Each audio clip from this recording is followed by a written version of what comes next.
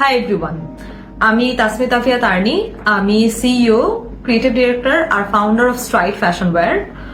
আর আমি বাংলাদেশ ফুটবল ফেডারেশনে creative director, আর আমি একজন মার্কেটিং মেম্বার হিসেবে আছি কর্মরত।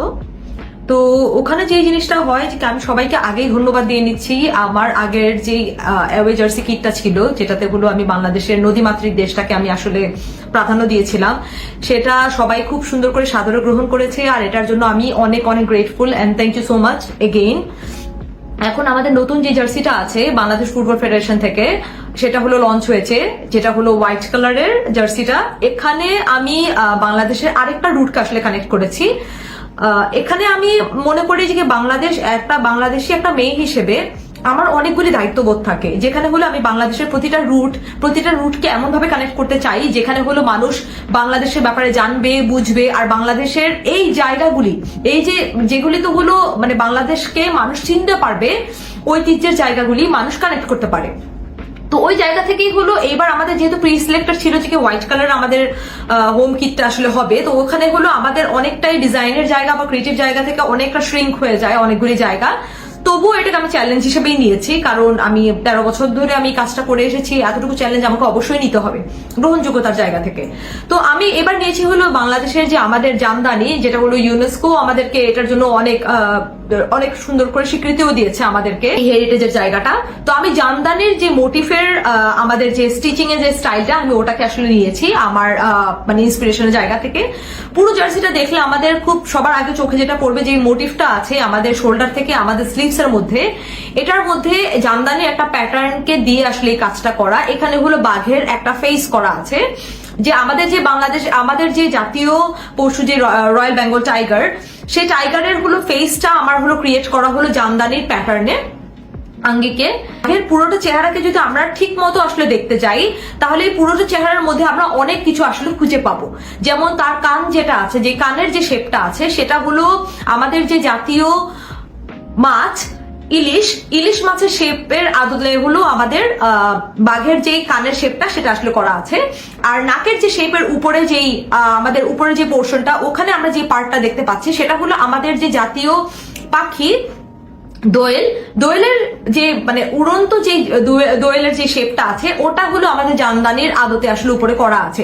তো পুরোটা বাঘের ফেসের মধ্যে আমরা আসলে একটা বনের যে পশু পাখি প্রাণীর সবকিছুর না আমরা কম্বিনেশন দেখতে পাচ্ছি। যেমন সুন্দরবন, এখানে হলো আমাদের কথাটা না বললেই না, সুন্দরবন কিন্তু বাংলাদেশকে মানে আমাদের মানে বাইরের মানুষের কাছে, বিশেষ করে ফরেনারদের কাছে কিন্তু পরিচয় করানোর আরেকটা মাধ্যম এই জায়গাটা। তো একটা বনের মধ্যে একটা পশু পাখি মাছ থাকবে, এই পুরোটা জিনিসকে হলো আমি একটা মোটিভের মধ্যে নিয়ে এসেছি। আর এটাকে হলো আমি জামদানির শেপে নিয়ে আসি, কারণ জামদানি হলো আমাদের ঐতিহ্যের একটা পার্ট, যেটা হলো মানুষ খুব সহজে এই রুটটাকে কানেক্ট করতে পারবে।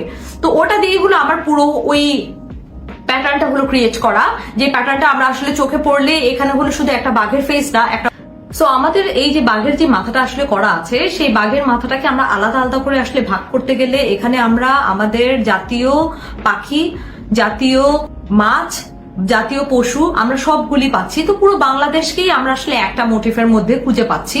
একই সাথে এই পুরোটা ফেস আসলে লিওনার্দো ফিবোনাচির যেই আমাদের মানে সিকোয়েন্সের যে মানে গোল্ডেন রেশের যে প্যাটার্নটা আছে, যেটা হলো আস্তে আস্তে হলো আপনার মানে বড় হয়, এই জায়গাটাকেও আমরা হলো মাথায় রেখে আসলে করেছি, যেন মানে ডিজাইনের জায়গাতে আমাদের কোনো কম্প্রোমাইজ না করা হয়। কারণ প্রিভিয়াস টাইমে আমাদের যেই আগের যে কাজগুলি দেখা হয়েছে বিগত বছরগুলিতে, আমাদের ক্রিকেট, তারপর আমাদের ফুটবল, ওগুলিতেই কোনো জার্সিতেই হলো খুব কোনো মানে দুঃখজনক ভাবেই আমাদের আসলে কোনো জার্সিতেই এই জিনিসগুলি মেনটেন করা হতো না।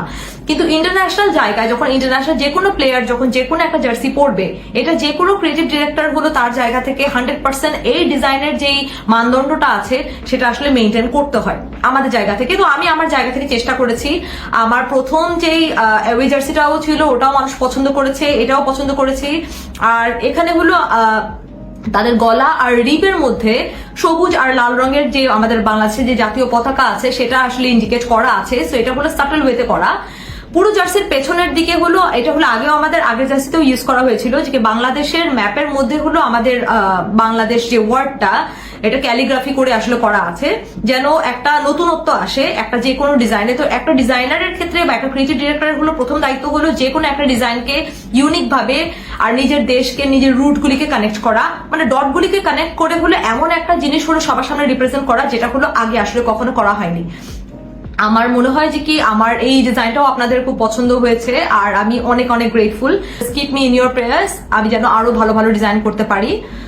আর আমি অবশ্যই আমি আমার দেশকে তুলে ধরার জন্য যতগুলি সুযোগ, যতগুলি জায়গা থাকবে, আমি সবগুলি জায়গায় আমি কাজ করতে।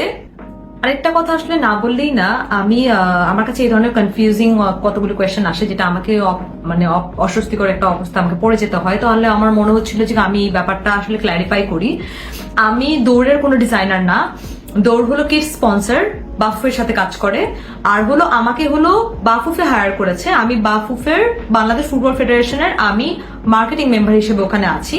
আমি ওখান থেকে আসলে ডিজাইনটা যায়, তারপর হলো ওনারা আসলে কাজ করে। আমি ডিজাইনার, কনসেপ্ট আর্টিস্ট। আমি ডিজাইন আর কনসেপ্টটা আমার এখান থেকে আসলে করা হয়।